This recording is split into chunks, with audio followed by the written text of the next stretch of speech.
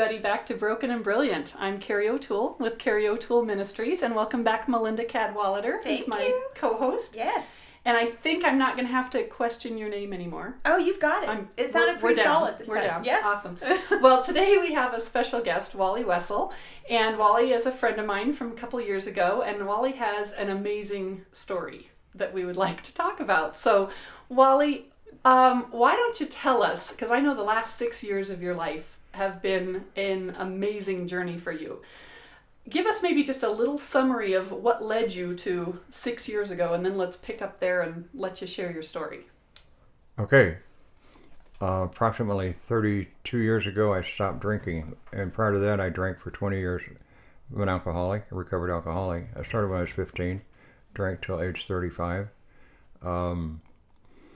What brought me to stopping was I was either going to die if I didn't stop, or I was going to die if I did stop. I didn't know how that was going to work, so I stopped and found some solace in a 12-step group and also an outpatient counseling service. So I stayed sober for 26 years and thought I was doing well, successful in business and successful in home. Have 2 lovely daughters and a former wife. Somewhere around the 25th year of my sobriety, things kind of deteriorated.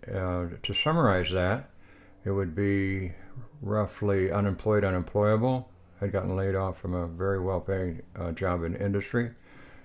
Divorce was imminent. Foreclosure was imminent. Bankruptcy was in process. I was clinically depressed and suicidal, and I survived all that.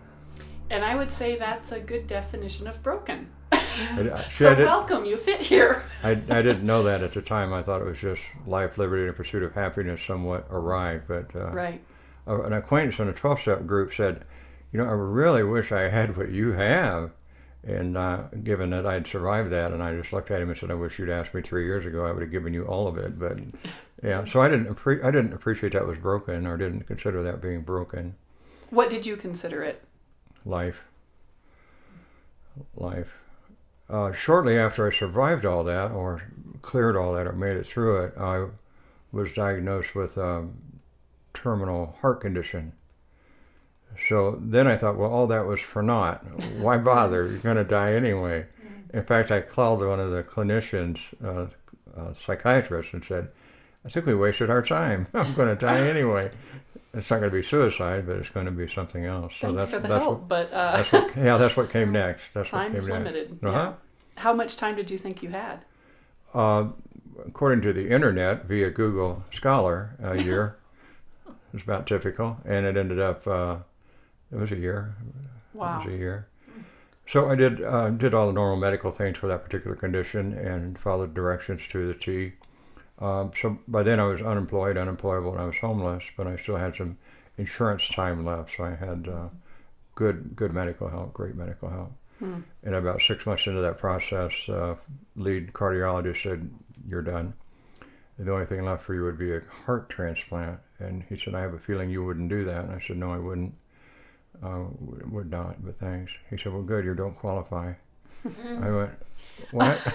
Thanks for asking. I'm asking, why don't I qualify? And he said, "You are in such excellent health. We've done every test and more to determine why." And he said, "We have no idea why."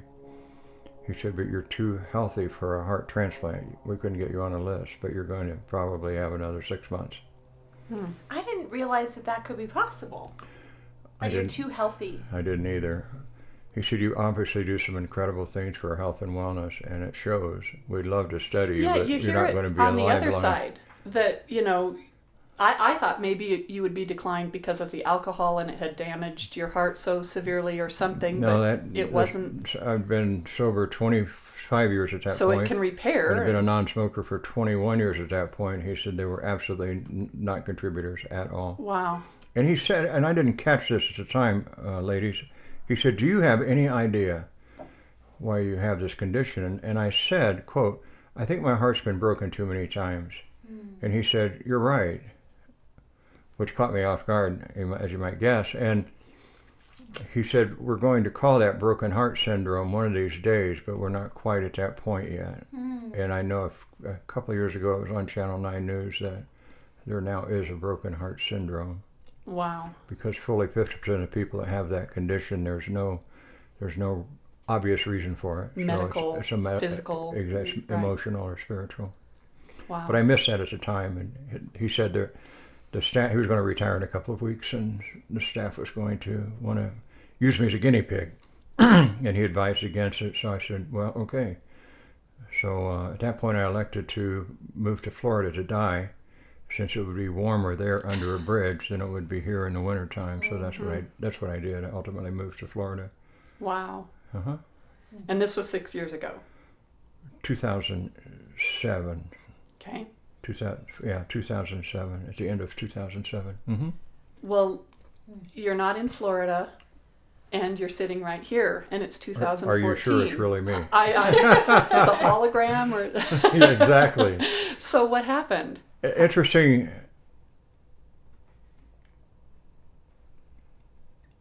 A fellow I befriended in a 12-step program was coming up on a year's anniversary, and his partner asked me if I would fly back and present him with a commemorative token of that 1 year. And I explained I couldn't afford it and probably wasn't all that healthy. So he gifted me the trip, and I finally agreed. And I made an appointment with a clinic in Elizabeth, Colorado, so I could get a script for diuretic. I thought I might have a few extra pounds on. And I knew I could stiff them for the bill because they loved me, and it would be okay. And the script would only be $4. Excuse me. So I did that. I flew in, and the next day I went to the clinic, and they didn't give me a script, and they gave me an ambulance ride to the hospital. Just because of how you looked? Well, how I looked, and I guess my heart rate was about 205, I believe it was. Wow. So they said I would probably be in overnight. And I explained I didn't have insurance for this, and they explained they didn't care. And since the ambulance people were people I was acquainted with on years by in another career, they said they would be quite forceful, so I acquiesced and went to the hospital.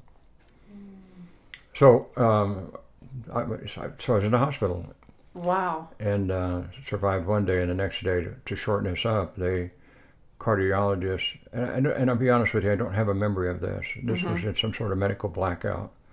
Apparently, I remember talking to my daughter and saying, don't come down, they're going to keep me another night to get my pulse rate down, you know. And she said, okay. And then I called her an hour later, and I don't remember this call, and said, are you on your way? She said, I beg your pardon.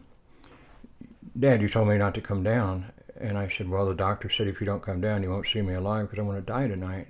Oh, wow. And I don't remember that. She told me that about a year later. But I did notice that she and her sister and their mother showed up in my hospital room, and 20 people left the room. So, and I was curious why they were talking about things that had happened in the past. Didn't get it. So I died that night, and it is a hologram sitting before you, and I'm glad to be here in that form. Well, this is a first. Yeah. For our So I woke up the next day, Wow. and my daughter, called the morgue type place, and they said there wasn't anyone there with my name. So she called my cell phone, and I answered. So what happened? I woke up. I mean, did you really? You were dead. No, I was supposed to be. They just told you were going to be dead. That night was the last night. There was nothing more medicine could do for my condition. So they all left thinking, that's it. Yeah. He's going to die tonight. So she Right. called the morgue in the morning to find out where you were, and you were not there. They're still in my room, still in my hospital room. I was there another 5 days. They were quick to get me out, appropriately. I mean, medically okay, because I didn't have insurance. So now I'm in Colorado, and I don't have a script for a diuretic. And it was determined I was carrying about 75 to 80 pounds of water, extra fluid on my body. It wasn't just a little bit. And this little cardiologist came in and said, I'll never forget it. He said, if you do what I tell you to do, and you do it when I tell you to do it, and when I tell you to change it, you change it when I tell you to do it, I believe I can improve your condition. But if you need prayer, you're going to have to get that somewhere else, because I don't believe in it. My daughter Sarah's on the bed with me, and her eyes got huge, and she said, I think my dad's got that area covered, thank you. So, we got out of the hospital. And Sarah asked me, Sarah being my elder daughter, Sarah said, "What are you going to do?" I said, "I don't know." She said, "Well, he thinks you can improve your condition." I said, see, I wasn't aware that I was supposed to be dead that morning. And coincidentally, it was Easter morning that I woke up.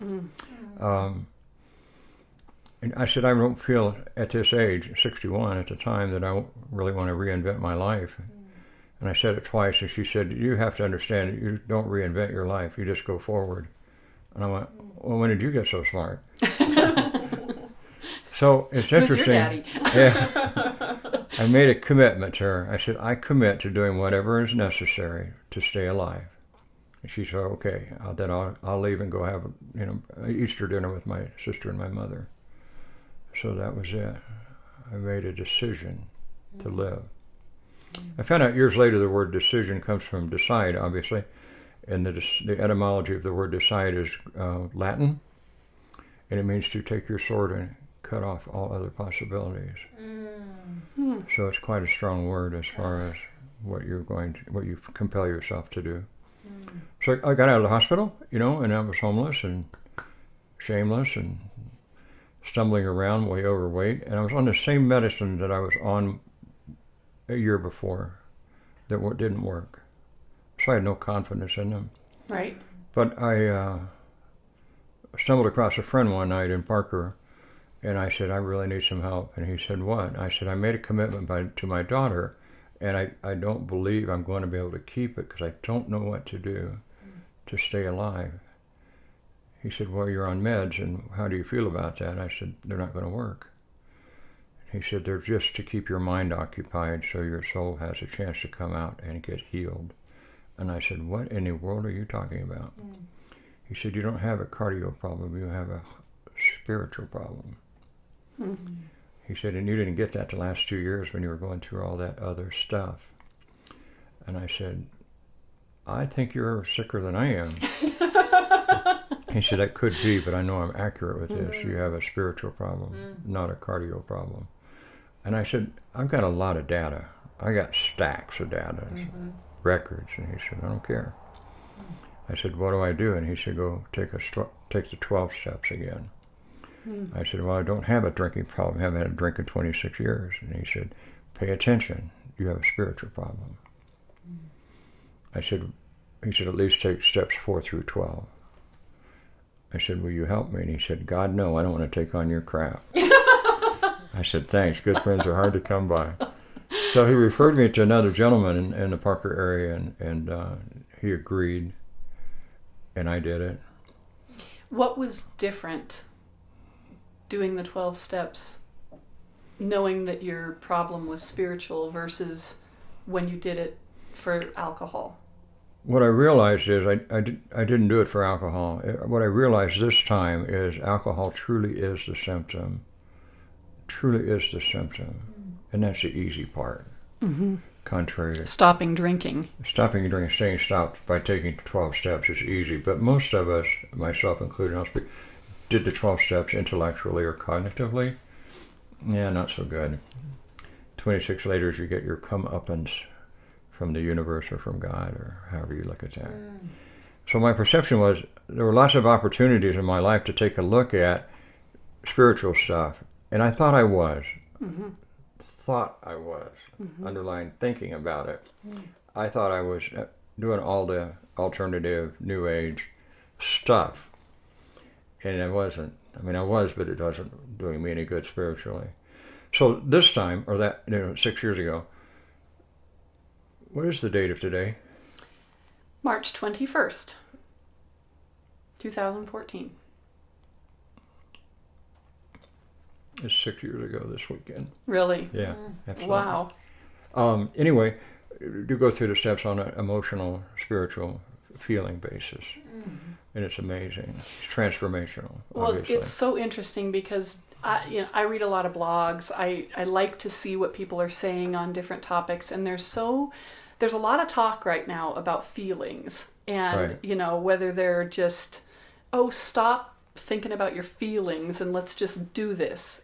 People want to discount the emotional, spiritual side of us and make it all logical and tested and scientific and whatever. And what I'm hearing you say is... It's fatal. Yeah. That's fatal. Or at least... Well, you said it a little more dramatically than I would have said it, but it's fatal. At least it's very self-limiting. Because what I've come to believe for myself and my peers and the people that I've taken through the 12 steps is there is a God. And that's the purpose of 12 steps, not only to recover from a spiritual problem. And the position is, if you heal spiritually, it's very likely that your mental and emotional and physical problems are going to clear up too. To that, 2 years into this, I still didn't have insurance, and this wonderful cardiologist was helping me immensely. I got to the point where I was seeing him 3 times a year. And I went in and I was given a sonar, echo, ultrasound. Thank you so much for helping me. Well, if I knew, I would have helped. I know you would have. I'm drawing a blank there. Well, there was all 3 of us. No medical stuff going on here. Anyway, I had one, and it was unanticipated and unbudgeted, obviously. But I came out of there. I called the mentor that took me through that process, and I said, "Thank you." He said, "You're welcome. What's up?" And I said, "I just found out that my ejection fraction number, which is a measure of the health of your heart pumping, is normal." And it was at death when I was in the hospital. The man who did the test said that's not possible. You can't go from where you say you were to where you are now. That's simply medically impossible. And the doctor corrected him. He said, "Mr. Wessel was not only circling the drain, he was actually leaking over when I met him. But my heart was also normal size and normal shape." So I think it worked. So this second time, this was your second time going through the 12 step? No, I've been through it a number of times, but always the same way. This was the first time. So tell me about that, this last time, 6 years ago, when you went through it with different eyes, with the different mindset of why you're going through it and what you were hoping to get out of it. What was that process like? What were the things that you saw, the revelations that were different than before? To try and tie it where we left with you and the importance of emotions and feelings, and to answer your question, one of the things this gentleman said to me, he said, "I'll share with you." He said, "First of all, thank you for your gratitude." And he said, "But I'm the messenger." And I said, "No, that's not true. And that's what we tell neophytes, but you're the healer." And I said, "I've healed a lot of people too via this process." He said, what I experienced with you was more willingness than I've ever experienced in helping people through the steps. And he's been doing it for decades. And I said, "What do you mean?" He said, "You did whatever I asked and whatever was called for before I even expected it to be done, and were ready for more." I said, "What's your point?" He said, "You did everything that was necessary, everything that was required. You didn't ask questions. You didn't put your heels in. You just did it." And he said, "It was interesting for me. You didn't do it because you were afraid of something. You weren't afraid of dying. That was clear. You weren't moving away from a fear, as I was 26 years ago. And you weren't moving toward any kind of vision, as I was ultimately 26 years ago, after I'd been sober for a while." He said, "You simply made a commitment to your daughter to do whatever it took to get well, to stay alive. And you were honoring that commitment," which I later learned is a decision. So that was a difference. I didn't have any ulterior motives. I wasn't trying to impress anyone. I suddenly had no secrets. I mean, you know that about me. I'll keep your secrets and your secrets, but you can ask me any question, I will answer you. So the 12 steps, steps 2 through 9 are the recovery steps in that process. And it takes you from wherever you are to finding a God for you. What is your God? And that particular group is, in my research, is the only group in the entire history of civilization that encourages each of its members to find their own God. So it's not a religion, obviously, but I don't know if that completely answered your question, so help me if I didn't. Well, I just think we're going to have people listening. Oh, okay. Yeah. Well, I hope we're going to have people listening. I'll say it that way. Hi, listeners. That struggle in whatever area of life it may be. It could be an emotional struggle, a relational struggle. It could be a chemical issue, it can be a spiritual issue. And I agree with what you're saying, that I think all these issues relate back to a spiritual issue. There's a book that I've taught on several times. John Townsend and Henry Cloud wrote it. It's called How People Grow.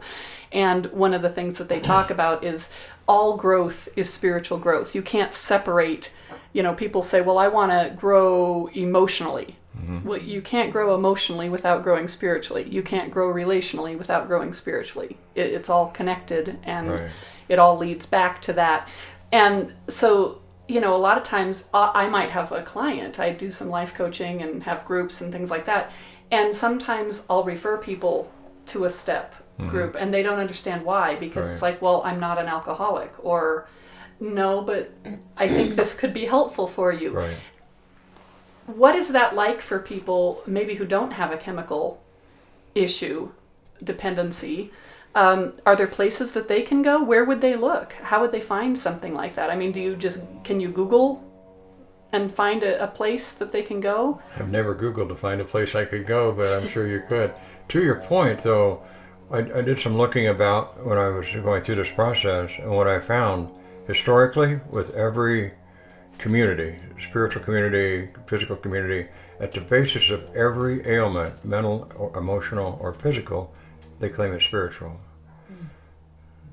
And that's huge mm-hmm. once you get that. Mm-hmm. There's a underlying spiritual dysfunction, malady, disconnect, mismatch behind everything, to right. your point. Right. The 12 steps, remember, the chemicals are only the symptom.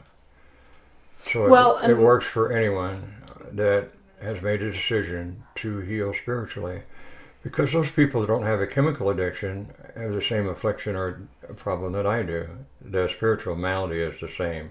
Mm-hmm. So people who are married to addicts or significant others to addicts or family members, they have the same spiritual malady. That's why there's 12-step programs for adult children of alcoholics. There's just millions of those programs. Right. I'm exaggerating, there's quite mm-hmm. a few. Mm-hmm. Right. But the underlying spiritual problem is the same. Right. So, yeah. Well, I think it's interesting. Melinda's husband, mm-hmm. do you want to share a little bit about Yeah, we have a wellness center. My husband's a chiropractor, and we counsel people on nutrition mm-hmm. and just healthy lifestyle, really, mm-hmm. conscious decisions, intentional living. But a lot of times with the nutritional counseling, it comes down to not a nutritional issue. It comes down to whether there's a marital problem or a family issue or stress at work or carrying weight of shame of something. Right. And we've had to refer people out. Like, this needs to be dealt with before you start changing your nutrition, because your nutrition is being, it's your outlet for whatever you're carrying. And exactly. You can't change your outlet until you change the source right. of where it's coming from. Well, I liked what you said about, I mean, most people I don't think would think about alcohol being a symptom. Right. You would look at that and say, well, that's the problem. Right. Stop drinking and your life will get better. Clearly there's a medical model that says it's a disease, and I accept that, but it's still the symptom of the underlying spiritual problem. Well, and if you just want a life of non-drinking, that's one thing, but if you want a life of health, that's something different. To your earlier aspect of this discussion about people who don't have a chemical dependency, what I found is this: most of us live in fear. We're driven by fear. And I express it to people I'm working with that it's as if we have a fear-based operating system. Fear-based operating system. And what the goal is, or the direction is, in healing is to move toward a love-based operating system. Mm-hmm. And that's the process. Once you deal with what the fears are about, and you resolve them to a point, then the direction is, how do I move from being in fear to being in love? Well, it sounds like that was the major difference this last time. Mm-hmm. You weren't, like you said, doing the 12 steps out of fear of dying. You didn't have the fear of dying anymore. Right. You weren't doing it out of a fear of the future. Right. Because at that point, you didn't think you had a future. Right. And whatever future came, you were okay with it. Right. You were doing it out of a love for your daughter. Right. And the commitment that you made to her, and wanting to honor that and make the best of your life that you could possibly make from that point out, whatever that may turn out to be. One of the things that is true for me, a lot of the people that I help are agnostics, because I was an agnostic when I got here 32 years ago. And the whole question of God gets in the way of healing. So what I ask them is, do you really believe that God is love? Oh, I've heard that. I said, well, let's go with that definition of God. So we'll just use the word love, which ties in nicely to moving from fear to love. What I found for all of us that I hang out with this intimately, emotionally intimately, is the fear that's running the whole fear operating system is the fear that you'll find out that I'm really not good enough. I'm really not worthy. And that seems to be true for all the people I've talked to. Well, I think that that's epidemic.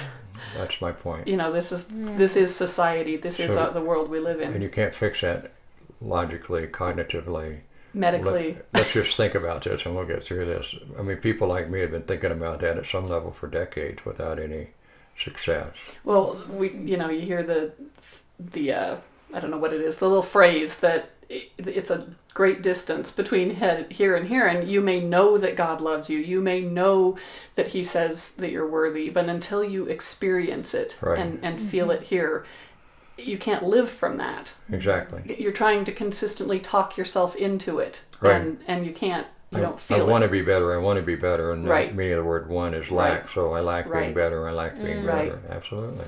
Well, any last words? No, that sounds awful after this whole conversation. Sorry, Wally. Any last words that you'd like to share with our audience in this particular podcast today on March 21st? In my 6-year anniversary, I'm going to pass on. Oh, no. For the podcast. I didn't know you were psychic, Carrie. I'm absolutely not. But glad you have a sense of humor. I just thank you for the opportunity. I hope it's helpful to someone besides me. It's always helpful. There is one other piece that is lacking, and it's been also true throughout the centuries. And I know all y'all are involved in this, is the missing piece is service. Once you start doing something on a spiritual level, you have to be of service to the fellow man. It's the origins of every religion on the planet, but it gets kind of pushed away, or it's done by donation of money. Right. And that's been a big difference for me, is being of service to other people. Right. Well, I just want to thank you so much. You have an amazing story, and I hope it's inspirational to somebody else too, and I don't know what it may bring, but hope, a suggestion that there is something more. Don't give up. And it's not a suggestion, it's for real. Absolutely. People ask me, do you believe in God? I go, absolutely not. Are you silly?